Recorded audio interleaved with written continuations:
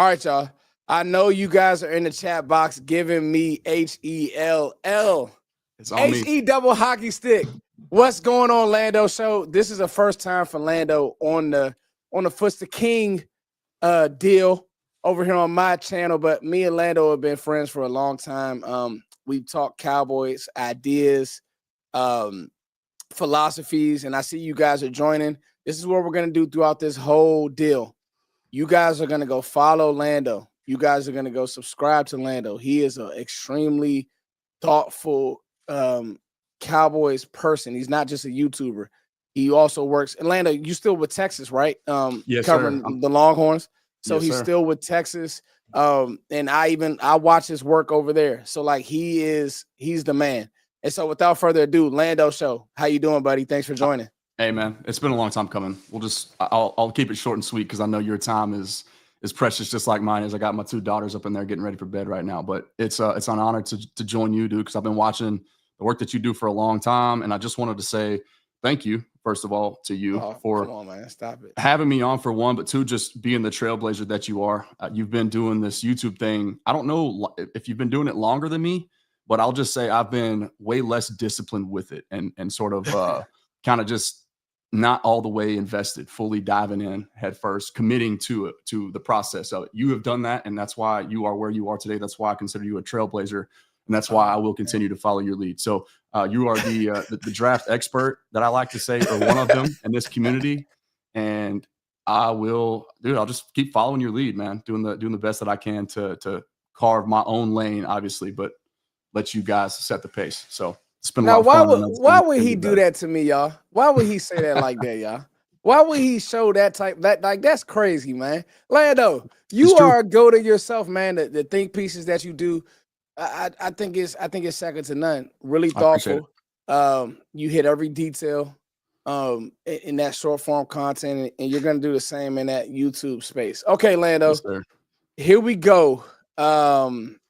Obviously. I'm laughing at Craig's message. He said, "I'd be seeing that boy on TikTok." So here we go, y'all. We're gonna have fun. So go ahead.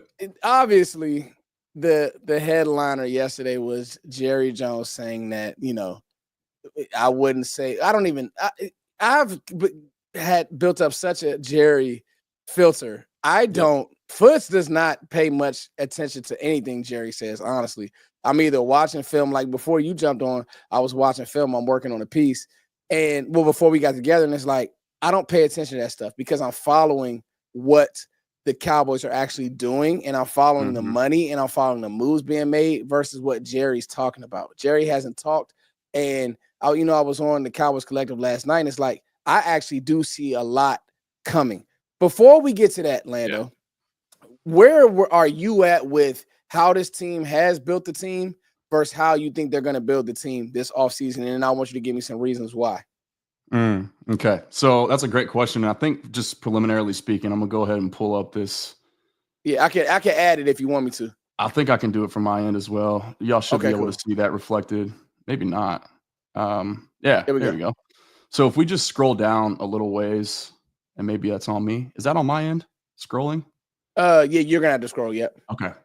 Yeah, we did a little bit of troubleshooting behind the scenes, so y'all be patient with us. We're gonna first time of many working together with my guy Foots here, so we'll get this figured out. And once I get a better feel for you and like what something that may be applicable as far as a drop is concerned, man, we'll get more familiar with each other, and I'll have a drop prepared for you for the next time too.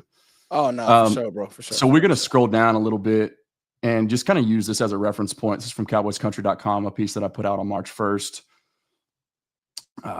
A lot of my work now will be in written form, so you guys can check that out as well. But I've kind of got it. Where you at? Hold on, say it again, Lando, so we can get all these, because we got 230 people in here. We rolling, man, early. So make sure that you say that again, guys. You know how we do on my channel. Make sure that you guys are liking and subscribing to everything that Lando's doing.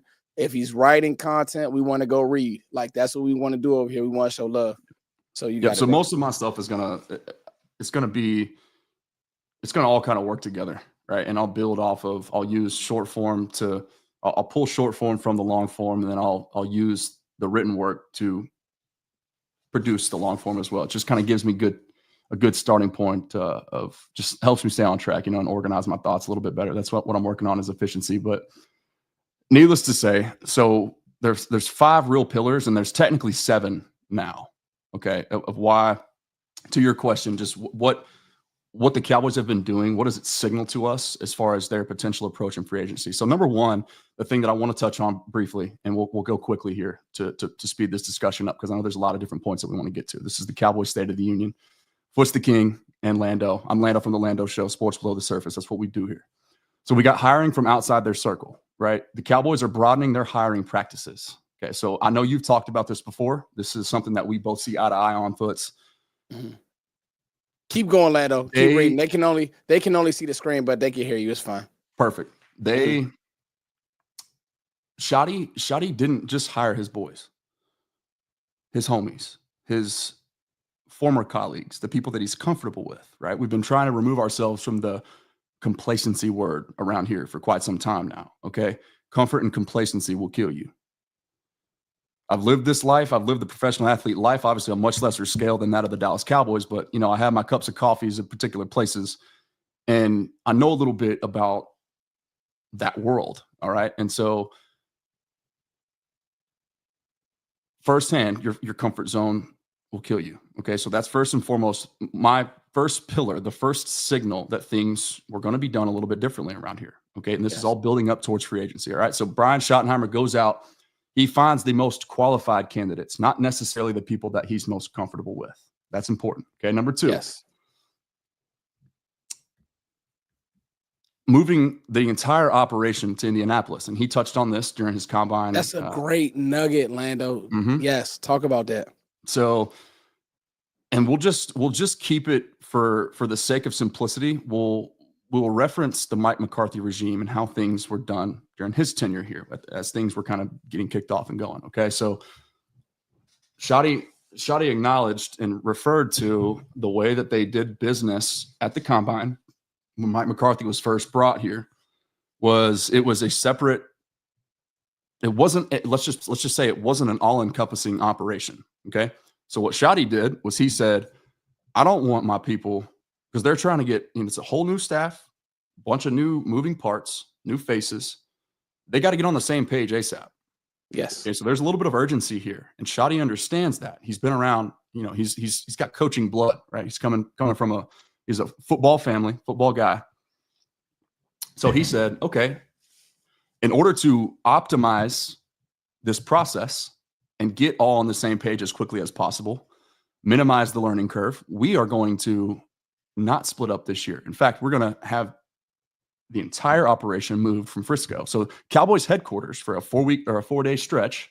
Actually, I think it was about a week-long stretch in Indianapolis, Indiana during the combine was relocated. Mm-hmm. Okay. So everybody is in the same building and in the same area. They're having meetings on a day-to-day basis. Everybody's on the same page. There's nothing that's slipping between the cracks. As far as Will McClay and his scouting department, Stephen Jones and Jerry Jones and the rest of the front office, and then Brian Schottenheimer and all of his coaching staff. Okay? Absolutely. Everybody is in one location. It's best for communication, for growth, and for overall, may we just say, culture, perhaps? Is that a good word? Buzzword. Right, cool. Yeah. Great word. So number 3. Because the complacency kind of builds off that too, right? I emphasize culture because I do think, and I've heard you mention this before too, which is another reason, we see eye to eye on a lot of things, man. So it's going to be good work between us. Yeah. They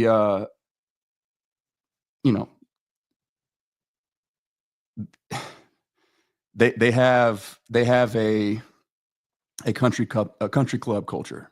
Right. Yes. Now. And it is what it is. Let's just, maybe not a culture, because that we think we hope that that's changing. A country club reputation is the better way to phrase that. Okay. Point number 3, the urgency with Osa Odigizua. And mind you, this was written before the contract was official with Osa. Okay. And so you were on top of that. Yeah.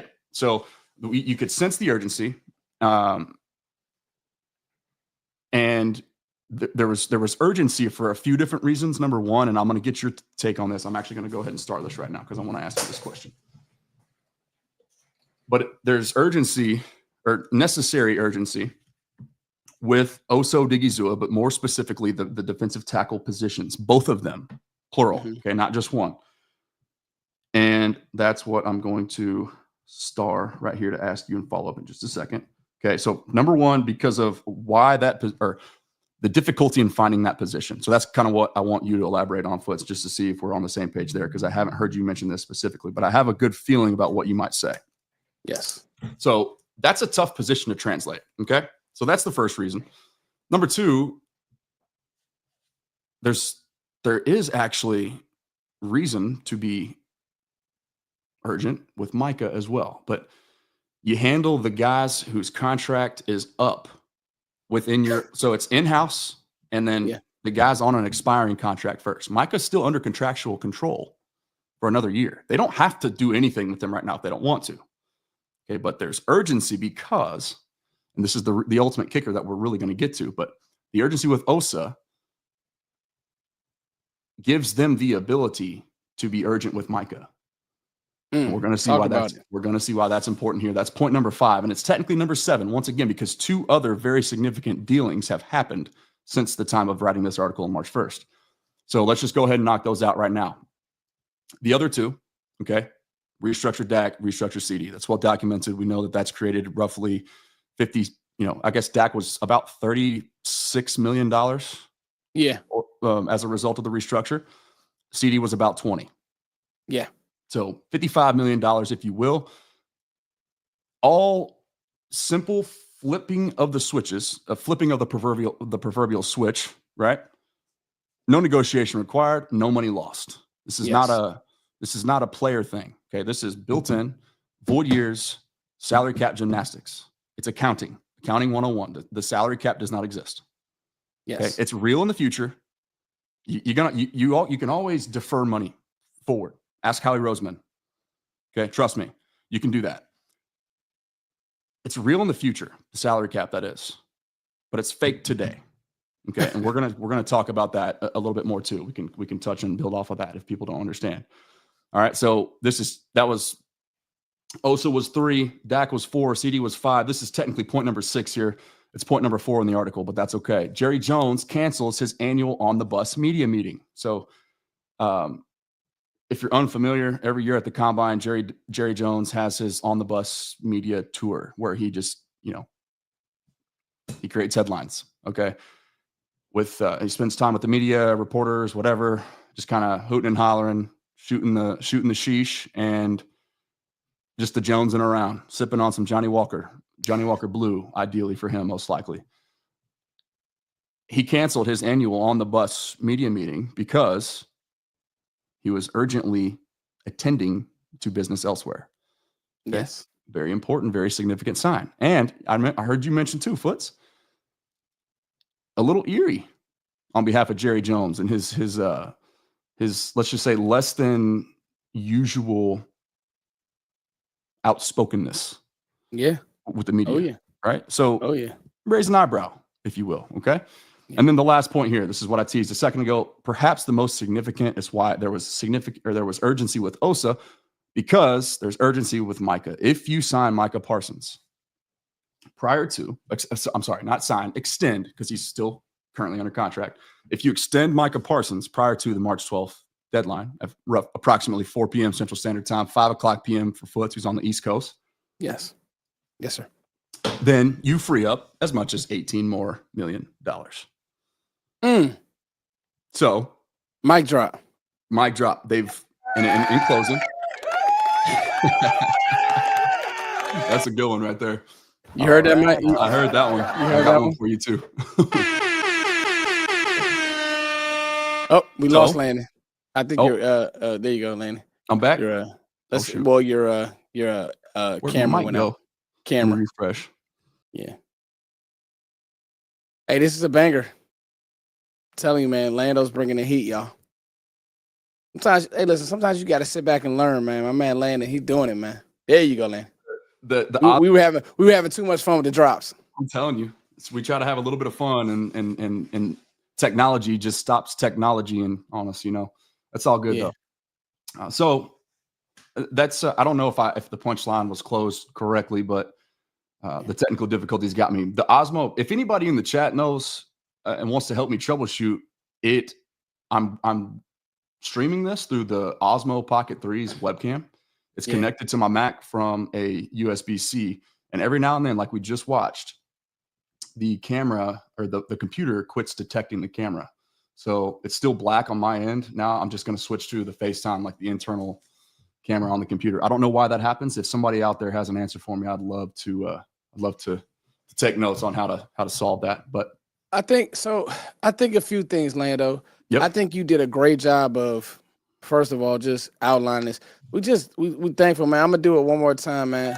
We are thankful to have so many good people and well thought out people in the community. We almost got 500 people on this live stream, so people like what's going on over here on this channel, Lando. But they know about you and they like you, and so we're gonna give these people a show. Here's the deal.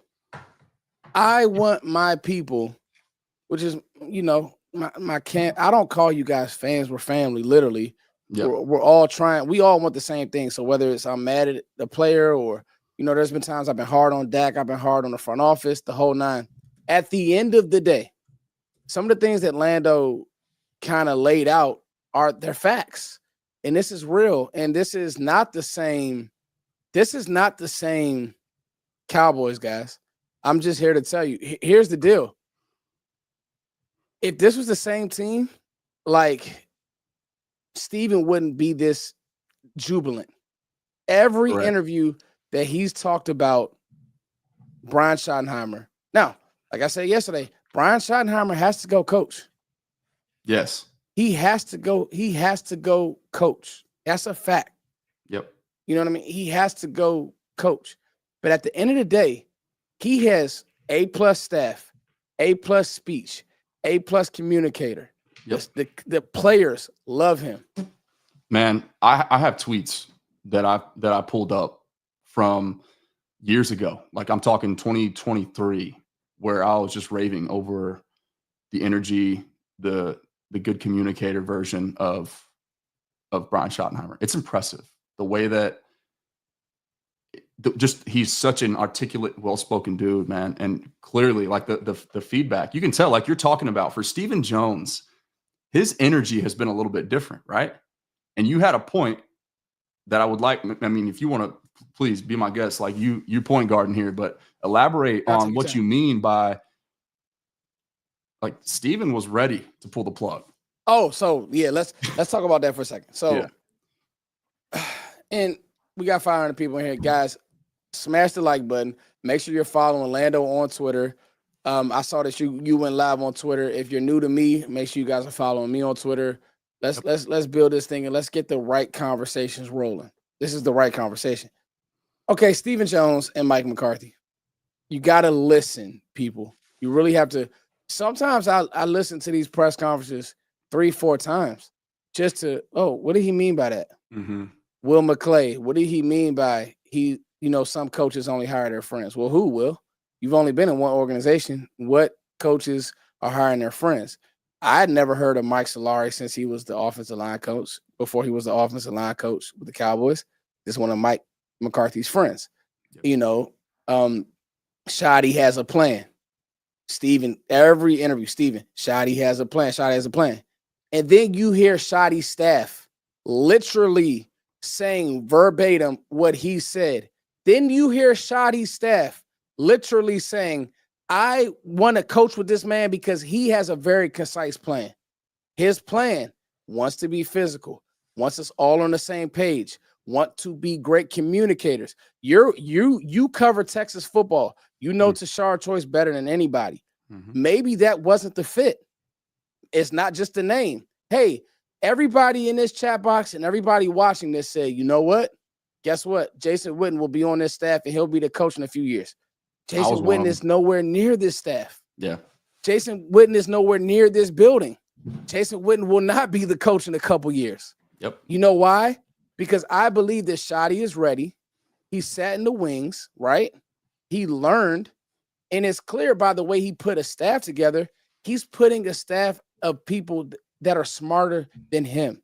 That's right. Clayton Adams, smarter. I believe that Clayton Adams probably offensively may be a smarter coach than Brian Schottenheimer, and that's okay. Yeah. Billionaires surround themselves around people smarter than them. You have to Just delegate. So we're clear. You have to delegate responsibility. So my Stephen point, listen, people hate Stephen Jones, but the same people that hate Stephen Jones, Lando, and we got 600 people in the chat. Shout out to 600 people in this chat. We're smoking tonight, Lando. We gonna spend some time with these people because they showed up. That's right. At the end of the day,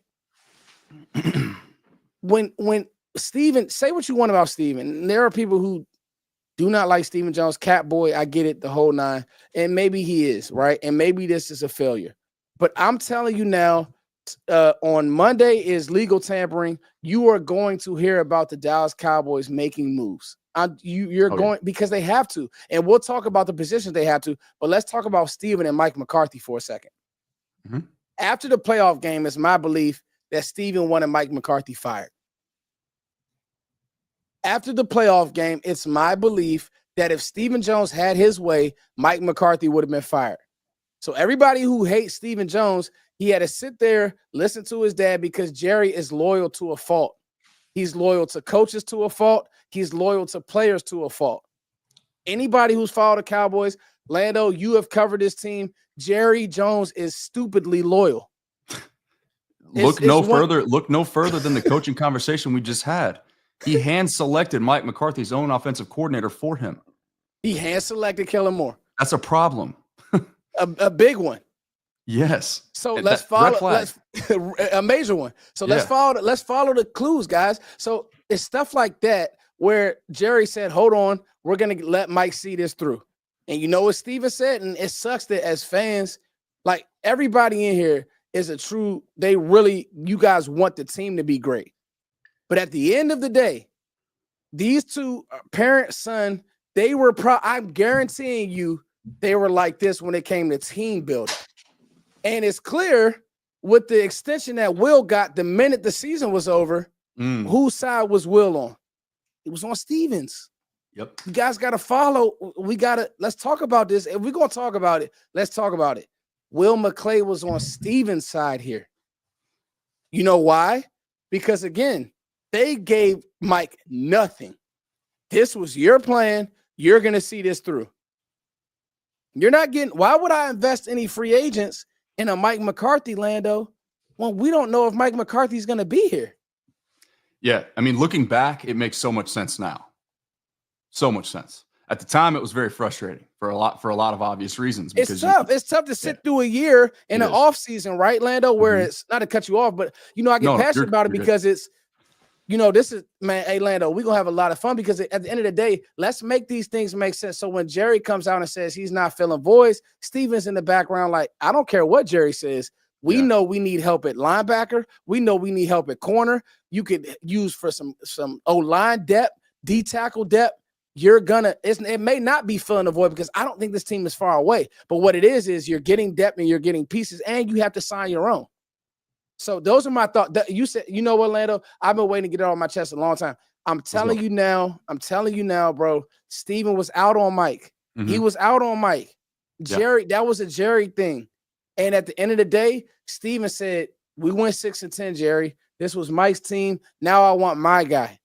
Brian Schottenheimer is Steven's guy. When he said at the press conference, hey, Brian's been in rooms where he's had to bite his tongue.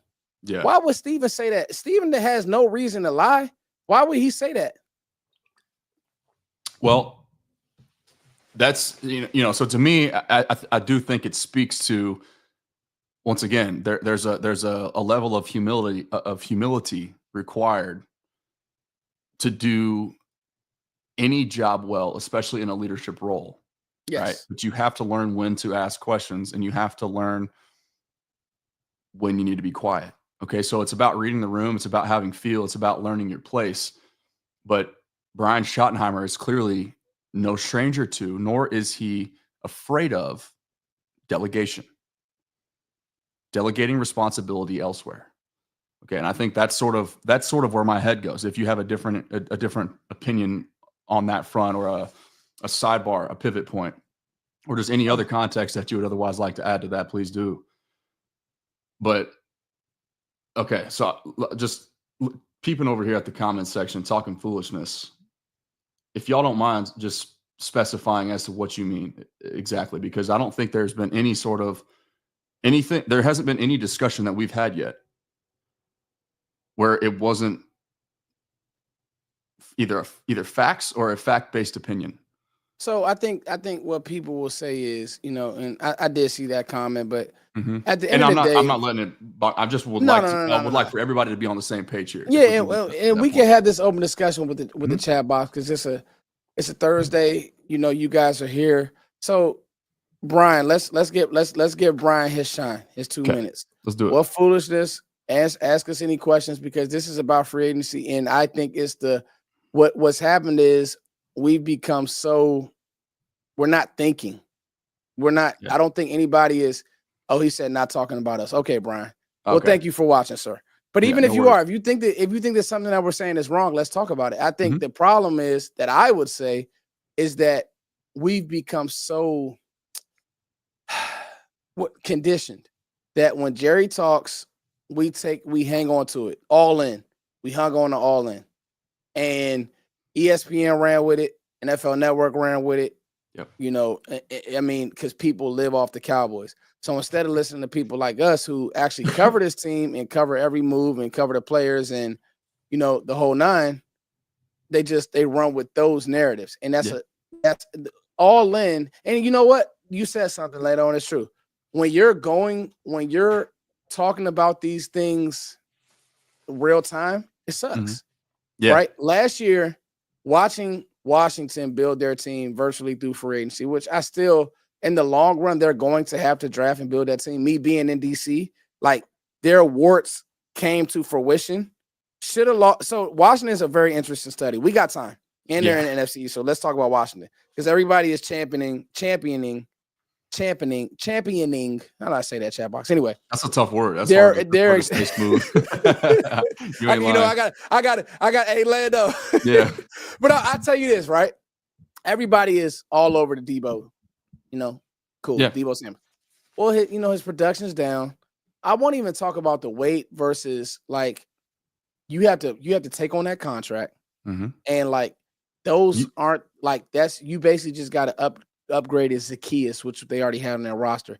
They needed help in other areas, and they have a really so they won 7 or 8 games by one score. Should have lost a Chicago game, and that's honestly one of the defensive performances I studied from Matt Eberflus was Washington versus the Bears.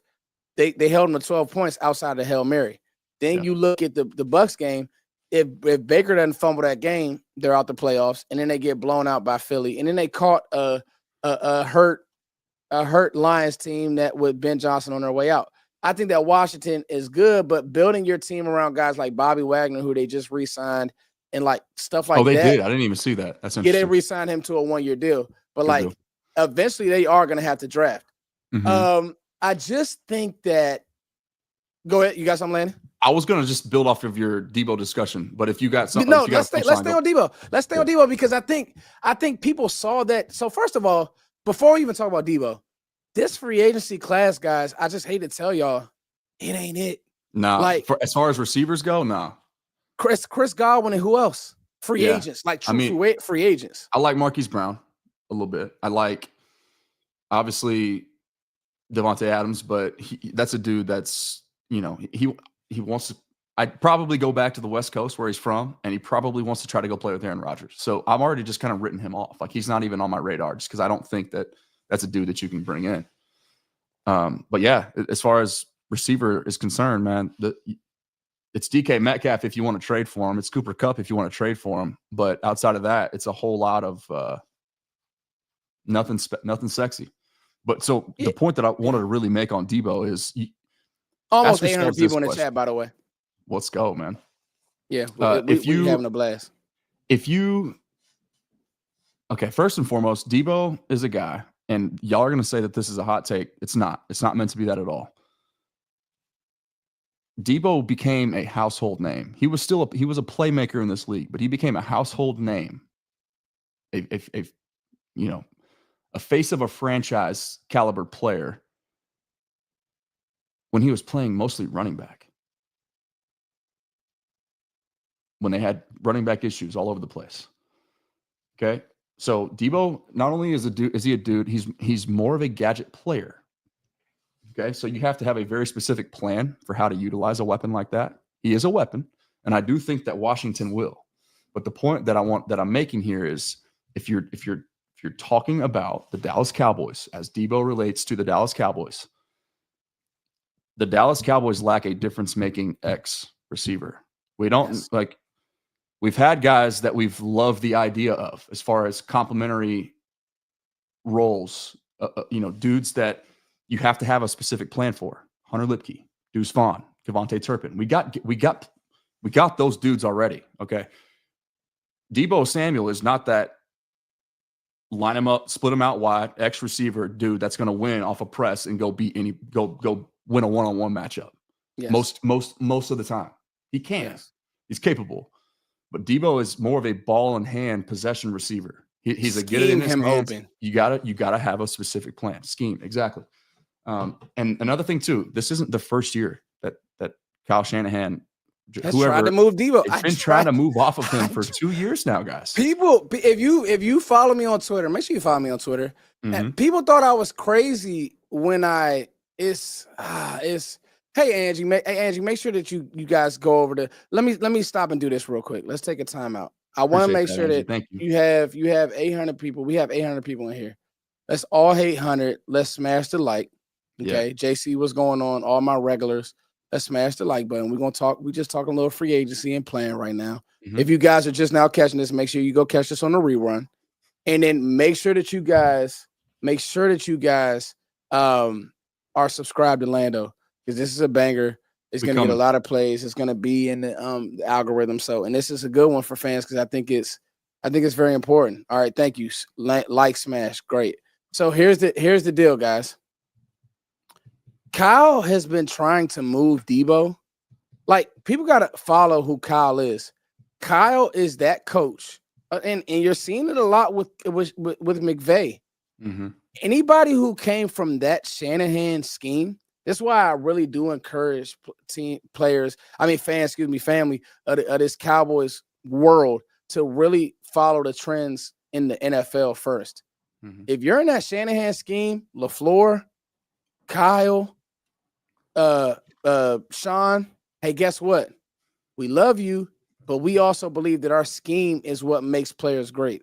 Yes. Once you start to fall off, once you start to maybe gain a little weight, whatever the case may be. Now, I will say Lando did I will say that Kyle did kind of, when he went out and got C-Mac, it was like, yeah, I want him in my scheme because he's a different type of player. Difference maker. Yeah, he's a difference maker. But other than that, if you from that Shanahan tree, like all those guys who were with the Redskins, mm-hmm. and GAs with the Redskins, whatever, hey, guess what? Those guys, LaFleur, Shanahan, McDaniel, they all believe my scheme is I can plug set in this scheme and it'll work. So At the end of the day, yes, I told people they were trying to move Debo last year. And now guess what they did? They dumped that contract on Washington. Pearsall, you're up. Jawan mm-hmm. Jennings, you're up. Yep. That's great points, man. All great points. That's podium. That's podium work right there. So if you don't mind real quick, I just want to take a couple minutes and circle back. My thoughts on the defensive tackle position are well documented. DT. Talk to me. This goes back to part of the urgency with Osa, why it was important to get him secure. So the Cowboys have, and this is all-encompassing free agency discussion, okay? The Cowboys have very, very, they can't play football today. If the season started tomorrow, they could not play football because they don't have, assuming they cut Damone Clark, they don't have a middle linebacker. Yes. They have one tech defensive tackle, Mozzie Smith. Damone Clark, who, by the way, couldn't get on the field over Louis Fowl. Yes. Couldn't. And by the way, if they cut him, they save $4 extra million on the cap as well. So to me, he is the number one most likely cap casualty. Yeah, something to watch. So the Cowboys don't have They don't have adequate depth at linebacker. They don't have adequate depth at defensive tackle. It's Mozzie Smith and it's a 7th-round rookie, Justin Rogers, who they cut last year, who they brought back on the practice squad behind Mozzie Smith. You need another veteran caliber quality starter. A guy who's on, not a first wave free agent, right? But somebody that's below the bargain bin or above the bargain bin where the Cowboys usually like to hang out in free agency. Okay. A guy like, I don't know, Jonathan Allen comes to mind, assuming he gets cut. Javon Hargrave. Yes. Interesting. There's other names out there that can come in, and you need somebody that can spell Mozzie Smith because Mozzie can't play every snap. Yes. Okay. That's big boy ball. Now, that brings me to the second point, what I want to get you to elaborate on. I have some thoughts. I'll let you go first. Why defensive tackle is so difficult to translate. It takes a very long time in this league, and increasingly more so. If you want to elaborate on that, or if you want me to go first, I'm happy to do that as well. This is right on my wheelhouse, especially like with some of the D tackles that I do have stacked in this class. So I'll just tell you guys, man, like with me, D tackle, let's talk about it. Yep. Let's talk about Mozzie. And I went viral for my tweets and just kind of trolling and having fun with saying that Mozzie would be better than Jalen Carter the whole nine. Now we got to remember where we picked, Yeah. And it's part of what I have to do. Just having fun. Yeah, that's it. Yeah. So like, okay, let's talk about it. So Mozzie, then if we're going to talk about it, we really need to talk about it and not skim past it, because the truth is this: Mozzie was brought in, right? Mozzie Smith was brought in to do what? He was brought in to get upfield by Dan Quinn. That's not what he did in Michigan. Mozzie was drafted in a two-gapping, 4-point stance, hold your ground and eat the run. In that Jesse Minter defense, and it was Mike McDonald at the time, I believe. And then he went to Baltimore, but Jesse Minter, they were all on that staff in Michigan with Jim Harbaugh. Yep. So, okay, here we go. That's the backstory on Mozzie Smith, right? And Dan Quinn, who still, with those type of D tackles that he has in Washington, his philosophy is still get upfield. That's why the Commanders struggled versus the run this year. That's why when they play teams that actually ran at them, they struggled. So you bring in a Mozzie Smith, you draft him at the back half of the draft. He wasn't ready. And I'll never forget this, Landon, like it was the back. I'll never forget this. I can remember this like it's the back of my hand. They went into that draft and said he has pass rush ability. They tried to sell us on that after the draft because remember people. So the rule of thumb, generally speaking, and there's obviously exceptions to every rule, but you always want if you're drafting a DT in round 1, you want him to have some pass rush ability. Yes. Mozzie Smith did not. He didn't get after the quarterback because it's not what he was asked to do in college, right? Will McClay had to stand up at the podium because there was so much backlash in the wake of that pick. And he wasn't even on most fans' radar at all. He was on mine in round 2. Yeah, I got archived tweets from that point, but from prior to that draft occurring of me mentioning, I think it was either 54 or 56, wherever they would have been selecting in the second round that year. But they had to try and go and validate and talk us into seeing what they see with him. They were trying to tell us this is all a projection. He can rush the passer, we think. But we didn't know that. I never, like I said, we never saw it because we never. So go watch when you watch these press conferences. Watch them and remember everything. Mm-hmm. And so again, you're asking them a player who was a 2-gapper, 1-tech. Maybe he got upfield a few times, but like, what are we talking about? Yeah. So cool. You do this. Now you asking a guy day 1 who it's a lot being the Cowboys' first round pick. Yeah. That's a lot. It's a lot of pressure. A lot of pressure. Exactly. Obviously, we know he didn't live up. That's well documented. Yeah. But the reasons why you drafted a guy and asked him to do something he's never done. Yes, that worked with Micah, but that's not like, and this is my problem that I have with people with Tyler Guyton. It's the same thing. It's literally the same problem. Like, we about to cook, bro. You're asking a guy who, again, with Guyton, so we've gotten extremely spoiled as a fan base, but just staying on topic when it comes to the DTs. Yes, I just think it's a hard position. Like Dexter Lawrence didn't develop till year 3. but he Thank plays with you. the Giants, so nobody cares. When it's the Cowboys, you need to be ready right now, or you're Taco Charlton, you're a bust. Mozzie played really good to me last year, but the stigma is that he's a bust, so he'll always get that unless he has a Pro Bowl year. It's ridiculous. Mozzie is in this team's plans. He has to be, because, again, you're not going to get everything you need in free agency. And even bringing in a Hargraves, or you're not going to bring in Milton Williams now because you just signed Osa, but Hargraves or Jonathan Allen, you still need Mozzie to be good. Exactly. And I don't think he's a bust. I do think he will get better. It's about what he's being asked to do. Yes. Again, look at the coaches. Who these types of, one thing I say about Dan Quinn, his whole thing is fly around. Eberflus, discipline. There's a difference when you get these types of coaches, and now you get White Cotton, who's a great defensive line coach, not a good, but a great, and was able to make careers for guys. Then let's see if Mozzie can't get better, because either way, he's under contract. You playing, brother. We're not cutting you. You're playing. So, first round pedigree. You're going to stick around for a long time, whether you like it or not. You talk about the defensive tackles in this class, Landon. I mean, guys, listen, you talk about Walter Nolan, I'm out. Went to the Senior Bowl, looked at him, I'm out. If you want to sell me on Shamar Stewart, cool. But taking that at 12 with not the production that we need, no, sir. If you want to go Derek Harmon later, if he was there in the second round, you could sell me, but nothing in the first round, because these guys just aren't pro ready. It's a lot. Like, there eliminate is the contingencies in this high in round one. That's where I'm at. There's a lot of guys that it's a deep class, but is there a pro ready right now guy? The only one I would say is Mason Graham, but I got some issues, not issues, but we got to pull back the lens a little bit, because he was small at the Senior Bowl, so now we know he's probably a 3. Okay, if you want to ask him, if you think he's a 1 or a 3. I've heard some different. He's a 3 for me, Lando. I look at how he plays. He doesn't struggle versus the run, but I want him getting upfield. I want him running. He has that Braden Fisk vibe. I want him flying around. I don't want him taking on double teams. He works best when he could just beat one player all game. So that's what I want him to do. So, when you talk about some of these D tackles, I'm looking towards the back half of the 4th, the 5th round. Omar Norman Lott, who actually had an injury concern, TJ Sanders, Tyleek Williams, those guys who I'm like, okay, cool. I'm not depending on them. There's no pressure. Just come in and do what Osa did year 1.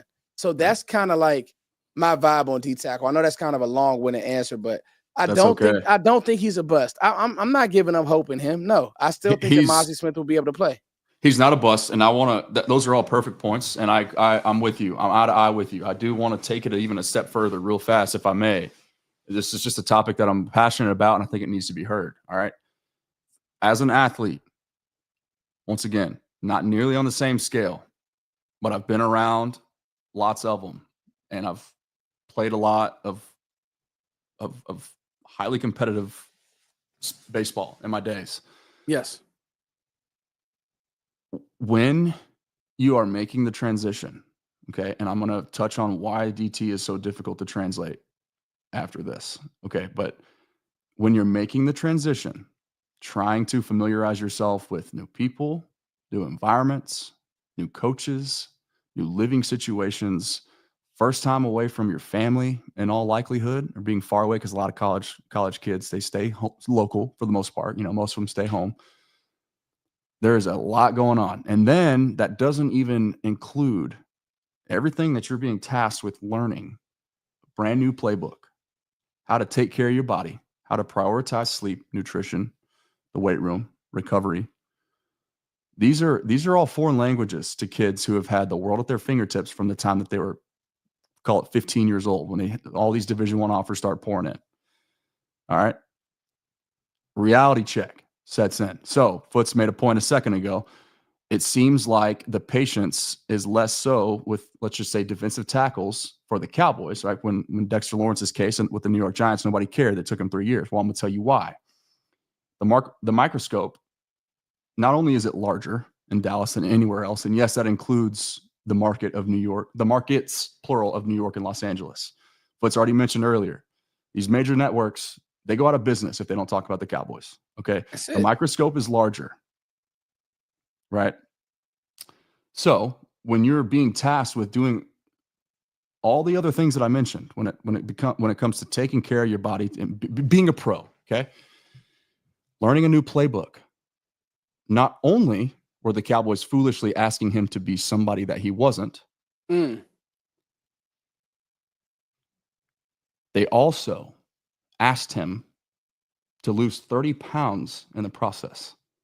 Okay, losing 30 pounds. I don't know if most people understand how significant that is, right? Go pick up a 30-pound anything, kettlebell, dumbbell, barbell, whatever, a baby. I got toddlers. I got a 30-pound toddler right now. You can't hold them that long. Yeah. You get tired. You got to switch arms. Bicep starts to give out. Yeah. You know, 30 pounds is a lot. Okay. But let's just say, forget, like, who cares about how much weight that is, that it's significant. To lose 30 pounds, that's a full-time job. You're focused on all the wrong things as a rookie trying to acclimate yourself into the league. So not only are you trying to be somebody you're not, you're also having to focus all this time and energy on diet. And it's probably affecting your mood when you're cutting out that much weight that quickly. Okay. Remember, Brian Broaddus had the report about depression. I don't want to speculate, but those are his words. And he openly said that. So on a YouTube channel, I can say it. There were issues plaguing Ozzie Smith. It's been definitely well documented, right? Yeah, definitely. All as a result of mishandling him. So when you call him a bust, be careful, because he was completely mishandled before his career ever even had a chance of not becoming a bust. Right now, why is DT so difficult to translate? And I'll get off the podium here.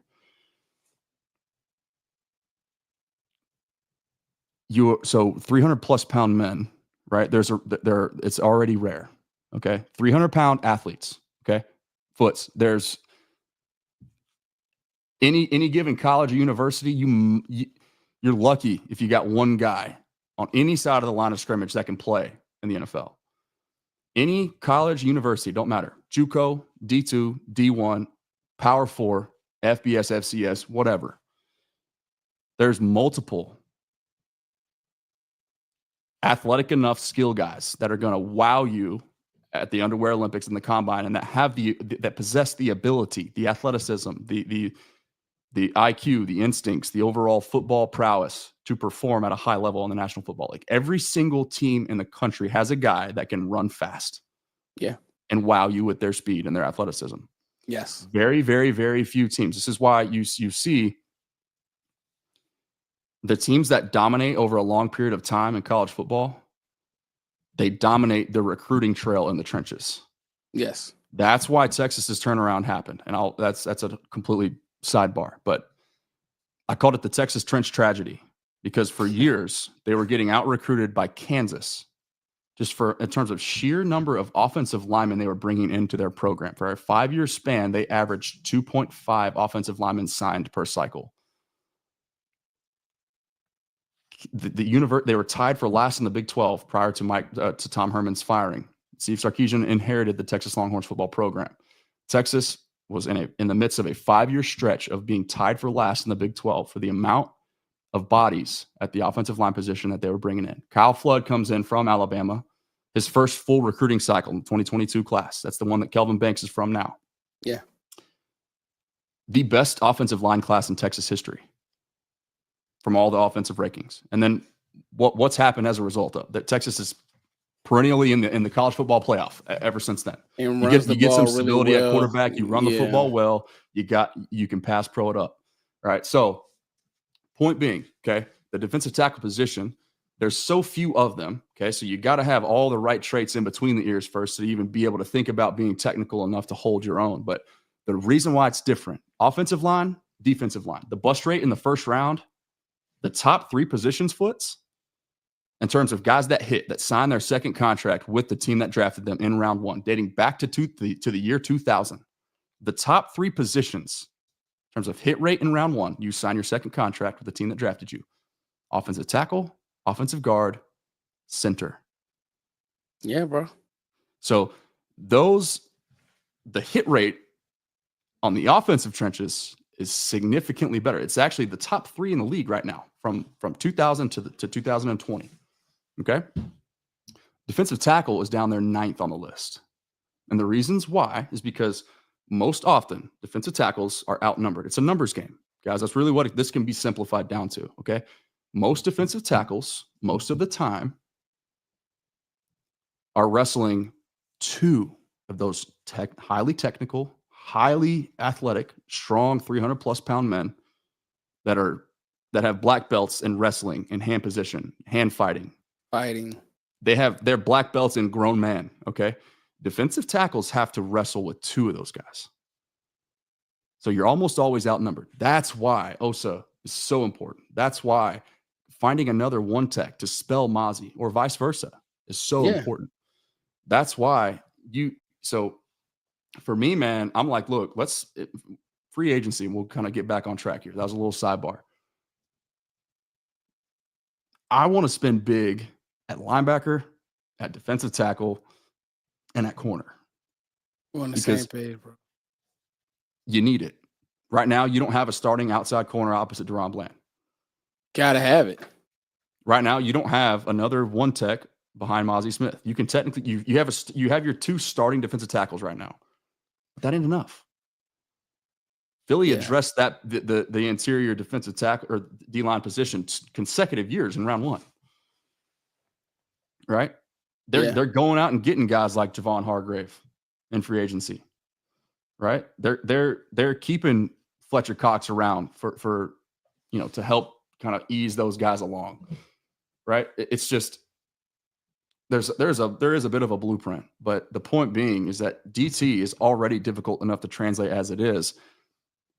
And Mozzie Smith had no chance before it ever even got started.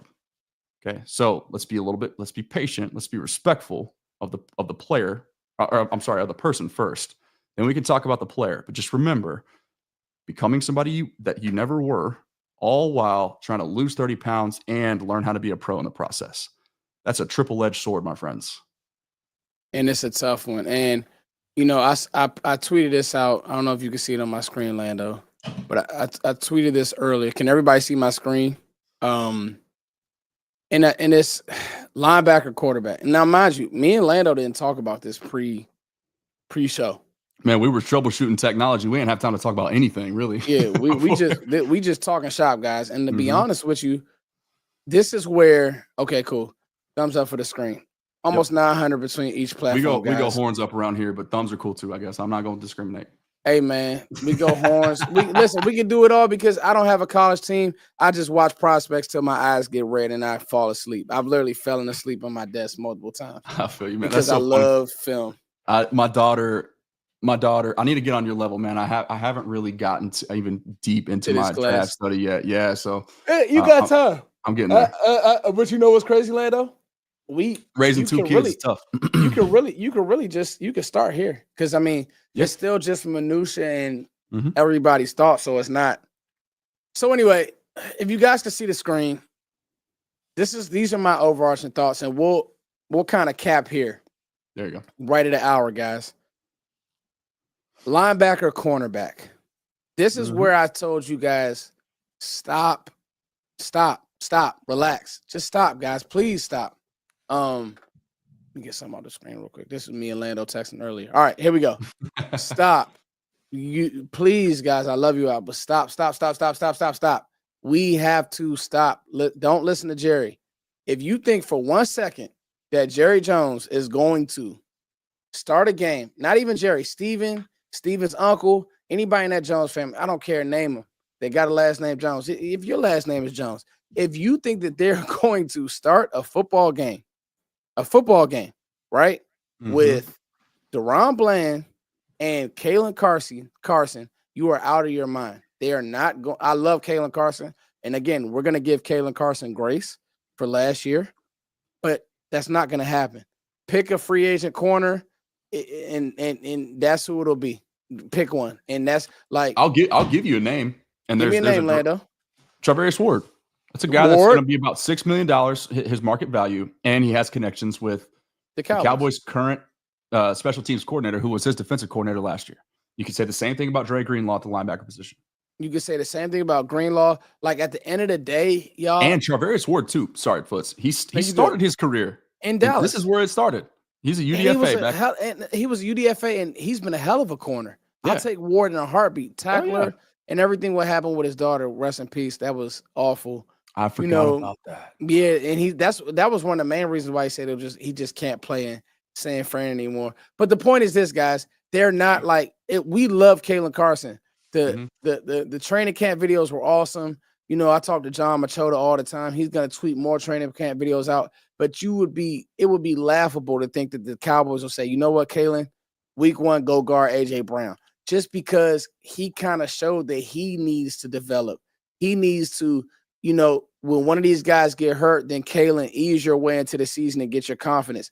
Right now, he's just not ready. And even if he was, we have to remember, Deron Bland just went down on a basic play.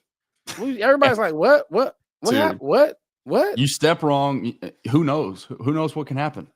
You literally stepped wrong, right? Yeah, you don't. I mean, we can let's do this, Lando. Let's do it. And then let's do this right now. Okay, so that was just that. And that was just because Lando and he's right. We didn't talk about this, but he brought up those positions. But let's really we don't even have to look at the offensive side of the ball. I want to really look at the defensive side of the ball. And I just want you guys, we could just go player by player. I don't do this much, but because I get it. But we could go, okay, how do you feel here? Let's start on the back end, okay? Let's start with corner, okay? I feel great about Bland. I don't feel great about Diggs. Lando, how do you feel? We're eye to eye right there, my friend. The report that came out, let's just say it was very disturbing to me. Unfortunately. That's telling. It's quite telling. Unfortunately, it is what it is, and that's what I've been trying to tell Cowboys fans. And at the end of the day, I love Diggs. He's from the DMV, but I wouldn't be who I am if I said, man, nah, I'm a sugarcoat things with Diggs. You can't. Like, I can't. I gotta be real. If we can't be who we are if we're not honest. I love Diggs. Diggs 2021 was amazing. But since then, 2 season-ending injuries, guys, the game right before we got ran all over in Arizona, he goes down in practice. The next year, and then last year, he was out for the season. I don't feel great about Diggs. Even if they don't move on, I still don't feel great about Trevon Diggs. It is what it is. Okay, nickel. I feel great about Jordan Lewis. They better bring him back. I think they will. They better bring him back. I think that's the same urgency with like Amazi, Lando. I think he's next, by the way, in free agency. Yes. Okay. So I think he's next. Cool. So we're on the same page there. Yeah. Safeties. This is interesting for some, but at the end of the day, y'all, I'm just like, man, I'm a rock with it because here's why. I can't address safety in the draft, not high at least, not with the needs you got on this team. Yeah. And like who in free agency? I haven't even looked at that position in free agency. I will say this though, it's that's another one of those positions where you really do want to favor experience to minimize the learning curve. So it's like you want a Mike backer in the middle, somebody like say Dre Greenlaw if you want to, or Nick Bolton, guys who have played championship caliber defense. Yes. And have been the signal callers, right? The quarterback in most cases the linebackers in most cases are, I mean, that's your green dot guy. That's your Eric Kendricks, the dude that's getting everybody on the same page and in the right place. Okay. The same is true. It's a similar discussion when you talk about the safety position. Okay. That's one of those positions to where like you must have full mastery of not just your own, but a lot of what's happening around you. Because, you know, if you're playing single high coverage, right? You got middle field close responsibility. That's a big ask. You got to know exactly what's going on, right? And the same is you got to be able to, like teams nowadays, right? I've talked about this too. This is another point of emphasis for me this offseason is that pendulum is swinging back in favor of physical, old school football, heavier personnel, physicality, ground and pound, right? Safety's got to not only do they have to cover, they have to be able to hold up. Yes. When teams want to go big, 12, 13 personnel, they want to come north and south at you. Can you fill a gap? Can you stack? Play downhill, yeah. Can you come downhill and be fearless whenever you've got pulling guards coming around, you know, meeting you in a phone booth? Not easy. Yeah. So it's a tough position because of what's required. I kind of think like there's position comps, right? Receiver obviously comps to corner from offensive defense. Edge closely comps to tackle, right? Guard play closely comps to DTs. Quarterback play closely comps to linebackers. Safeties and tight ends are very similar because of the versatility that they're so like tight ends, they're an extension of the offensive line. They have to be they're a part of the 5 is 1 mantra, right? The continuity aspect. They have to be in sync. Okay. Yes. It's a symphony. Okay. They also have to learn how to pass protect. They got to move backwards and be confident and strong with their footwork and with their hands. All that type of They're stuff. chipping. They're coming across. They're moving across the formation. They got to become pass catchers. So they're in a lot of ways, tight ends, they're fullbacks, they're part-time fullbacks, they're part-time offensive linemen, and they're part-time receivers. It's a very difficult position. Same is true for safety. Safeties have to be part-time run stoppers. They got to be part-time cover guys, and they got to be floor generals. Yes. And not to cut you off, Lando, but I think that if I wanted to touch a safety spot, I think it would be one. I wouldn't try to upgrade both. I think some of the names I like, I love Trevon Moore coming out of TCU. Yeah. So if that's a name that you guys want to talk about, he's played some good football. He was with the Raiders. He was more of a middle field guy. I don't know how good he's been. I don't remember him being like this. There's something about it. It's like I don't want to speak on behalf of Trayvon Murray, but I'm just saying, and generally speaking, I want to know that whoever it is we're bringing in, they've got a little something to them from the physicality perspective. I don't recall Murray wasn't a box guy. He ain't a thumper. Yeah. No. Now I will tell you, I love the safety in Houston. His name escapes me right now, but he was a dog. Oh my God. He is a dog. He almost beat us as a rookie. I'll never forget that. Is the kid from Baylor? Yes. What is his name? What's this Houston safety's name, guys? He can play. But anyway, yeah. So at safety, I'm just okay. Jalen Petrie. Petrie is a dug. He's a dug. All right, here we go. Okay, Lando. Now let's look at the box, and this is where I'm just like, there's no way. Mm-hmm. There's no way. We got the back end. Let's look at the box. There is absolutely no way the Dallas Cowboys are starting this season with Maris Lewis-Fowl and Nick Vigil at linebacker. Not happening. Love them, but this is not the Dan Quinn. We can put Marquise Bell. And there are people who say, hey, what about Bell and Wanye? I have thoughts on them, but we'll save it for another day. Yeah. I heard you mention earlier today, too, real quick, to touch on Wanye. You talked about or maybe it was somebody else in the collective. I want to say it was y'all's record or your latest Cowboys collective video. Yeah. That's been fantastic. I've really enjoyed that. That y'all got something special there. Bro. Seriously, keep that up.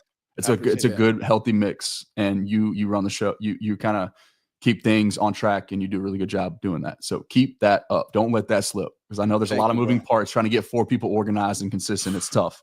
I'm a small business owner myself, and that's actually this hat right here that y'all see. But it's difficult. Y'all are killing it. So to me, the Wanye Thomas thing, I want to say one of you guys mentioned why hasn't he been playing, even despite, like, there's been something to be desired with Donovan Wilson's play. Yeah. So has Wanye Thomas given the Cowboys coaching staff a reason not to play, or is it something else? And this is what my personal belief is, that Donovan Wilson's money was the most significant component of Wanye's playing time. Now, I've heard that. That's my opinion. I think that every time Wanye Thomas is playing meaningful snaps, whether it's preseason, whether it's regular season, you notice him. He's always in the right place, and the ball finds him. That's a guy that just seems to always be right place, right time. And you have to, guys on special teams who earn their way and earn their keep in this league. It's another. We should salute Marquise Goodwin, by the way. Yes. But it's tough to, like, you have to really love ball to make a statement on special teams and carve out a role and give your coaching staff a reason. So it's like, I call it controlled chaos, right? You have to know exactly what you're doing. You have to play your specific role. Special teams it's more cohesive dependent than even offensive line is. And we can talk about that too, but maybe a later day. Guys that do that, those are football lovers, football lifers, dudes that love the game, that will do anything for it. I promise you. That's Travion Weiser, and Texas fans are familiar. It's not a fluke why he took the backfield by storm when he did. He's just a guy. He's a ball player. Wanye Thomas is a ball player to me. And that's a dude that finds the football. He's not scared. We've seen him cover, and we've seen him force fumbles. And I just want to see more of him, period. So I don't know, though. It's the same discussion. What we're going to finish up here talking about the trenches, okay, the box, if you will. Yeah, I think that's very, and I like that. And you know what, Lando, that'll be something that I keep my eye on, because listen, every time Wanye's been given an opportunity, he's played. I just, for the life of me, as bad as Wilson did play last year, it was just strange that they kept him on the field. But hey, new staff, maybe Eberflus says, you know what, for what we do, I like Wanye better, and it's going to be that. It's gonna be that type of stuff that I'm watching for. Okay, so the box again, Nick Vigil, career backup, I'm okay, and Luafau's trending up, but he's so young. I'm not okay with him just like lead guy. And then I mean, look at the roster behind him at linebacker, because I don't count Overshown because we don't know when he's going to be there. You can't count on him. You can't count on him right now, and that's just because of the injury, nothing else. But just because of the injury, and then obviously Eric Kendricks isn't signed yet. So, and I think they may possibly bring him back, but we'll see. That's a dude I'd love to get back. That would help. I would like to bring him back, but other than that, Buddy Johnson, Damone Clark, no way, no how. Damone Clark's getting cut. Yeah, we don't even know if Damone will be on this team. And again, even if he was, he ain't stopping me from signing and or drafting a linebacker at some point. And then now we get to the D-line. So let's talk about it. Micah, again. Micah is Micah. He's going to get paid, guys. I know we want some newfangled story. You're going to trade him. Micah Parsons will be a Cowboy. Not trading Micah Parsons. Here's where it's interesting for me, Lando. I want to hear your thoughts on this. And then we'll wrap up, guys, because I am actually tired. I ain't gonna lie to you. Somebody been saying that in the comments too. I've been laughing. Oh yeah, that's always been my joke. That when we used to do the debate show with Vaj, me, Law, and everybody, they say, "Oh, Foots is falling asleep." Nah, I be tired, bro. And I watch the film. It's because you're working hard, man. Salute to you. Hey, we do this, bro. And like you said, I got a son. Got to make sure he's locked in. But hey, we a family, man. We love y'all. So this is what it is. Okay. Lando, I love Chauncey Golston. I love Marshawn Nealon if he's out there. I love Carl Lawson. I like the reps he gave you.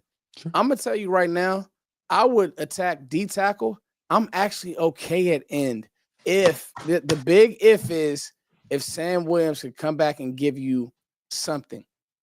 Yes. Like if he can come back and just be anything close to what he was, I'm even okay with letting D-Law walk. Like if D-Law didn't play all year and you weren't hurt in that way. What do you think about that?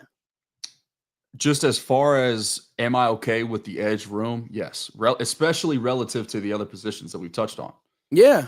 Right. You actually have serviceable depth at that position. You could deal with no D-Law again this year. And let's just say one of the two of Sam Williams and Marshawn Nealon, one of those two guys misses significant time.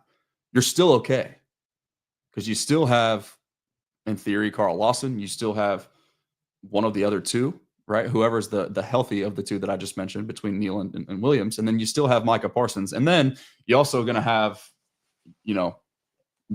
when DeMarvion Overshown comes back, he's going to do some edge things on pass specific downs and get after the quarterback a little bit, go hunt. So, you've even got him that provides a little bit of that pass rush ability for you. I'm good at, honestly, man, we've been so good for so long just with the pass rush in general.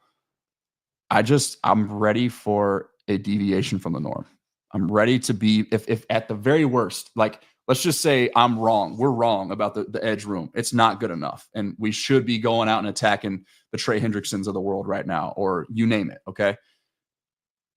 Let's just put a pin in that though. Okay. Like, let's assume we're right, that there is quality depth. Even if we're wrong though, I still want to be strong from the inside out as opposed to the outside in. You don't control a gap. Let's just say the interior of the line of scrimmage on either side of the ball in the postseason when it matters the most against playoff caliber opponents. You get torched. You get what happened to the Cowboys against the Buffalo Bills. Remember, my people familiar with me remember we called it the Buffalo Blueprint after last season. Let me exit out of this FaceTime call here. More business dealings with this after we get done conducting ours here, Foots. But I don't remember where I was going with that before I was interrupted, but I think I've said my piece. So let's continue. No, I mean, bro, at the end of the day, what you said, I think makes the most sense. Like, we have to, I believe, the middle of the defense, literally. There we go. Okay. Thank you.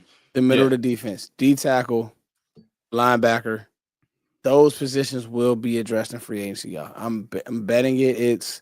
It is March, whatever it is, 6th. I'm telling you, tampering period starts on Monday. It may not be a wave on Monday. It may not be a wave early next week.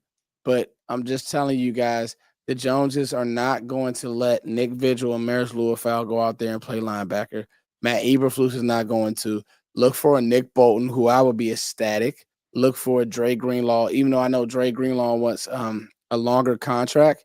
We'll see if he's in play. But there are other guys that can come in and help this team.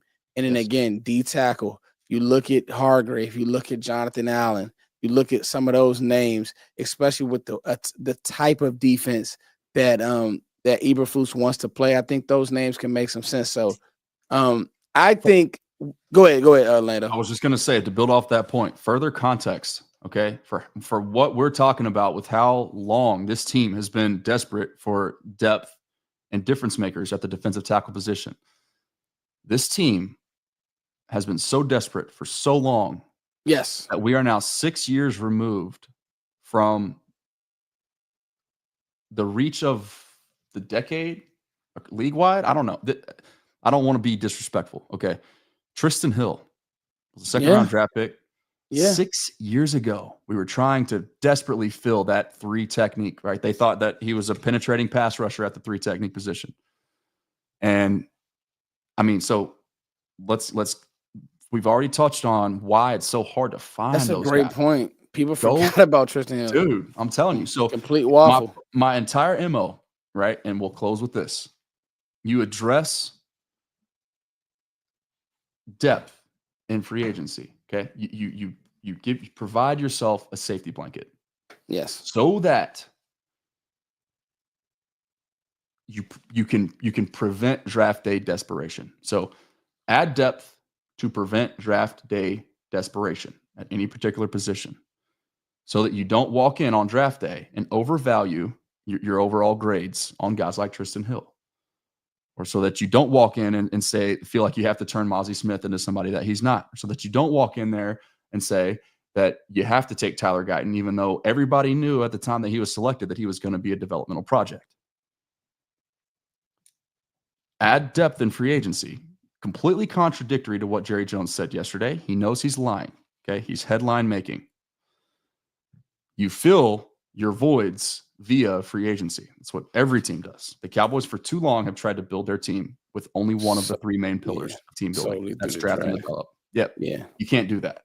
Because you end up in a position last year where Eric Kendricks is a lone outside free agent that you sign. You have approximately 8 significant holes to fill, and you're asking 10 free or rookie draft picks and undrafted free agents to be the difference. It's not ever going to happen. Not ever going to happen. It's impossible. Landon, what a great show. I will say this, guys. This will be happening more. We'll try to maybe even stay on schedule with it. I know, Landon, let's let some things happen. Let's make sense of some things. I know Landon will be doing work. I'm pretty sure he'll cut this up and this was fire. Dude, fire flames, and I learned a lot being on this. It was amazing, and I learned a lot from you, Landon. So thank you for joining, Likewise, man. brother. Do you have any closing remarks? Are you good? No parting thoughts. The only thing I close with this every single time: prayer changes things, and the war's already won. That's it. I love you guys. Man, Appreciate me y'all. being God fearing. It's easy to see why you are who you are. Because one thing was, yes, hold on, I'm not gonna let him go. Yes, Lando. Oh, yeah. The Lando Show on YouTube. Please go subscribe right now. And then if you guys are following me on Landon's Twitter, you know Landon, he got his Twitter followers crazy. Make sure y'all shoot me a follow, man.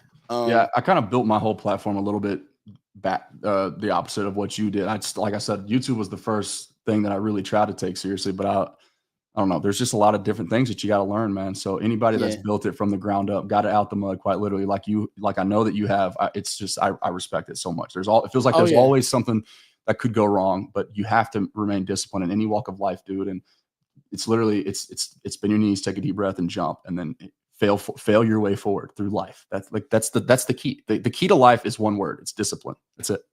You have success if you can remain disciplined and have a vision, write it down, and stick to the plan. Discipline. It's pretty much that simple. Bro, listen, and thank you, Sleazy, and thank you for the super. Make sure that you guys go follow Landon, and like I said, Landon, you likewise, man, God fearing, man, but just really football knower, Lando Show. Okay, this was good. Hey, he said he just sub. Thank you, everybody. Chat box, I love you all. Again, if you guys aren't familiar with me, follow me on Twitter. I know we're on some of your platforms, so follow me on Twitter and hit me up on YouTube and all that good stuff. All right, we love you all. Peace. That's the plan, Landon. I think that we're gonna build this free agency thing. I think so. Watch and see. All right, y'all. Much love.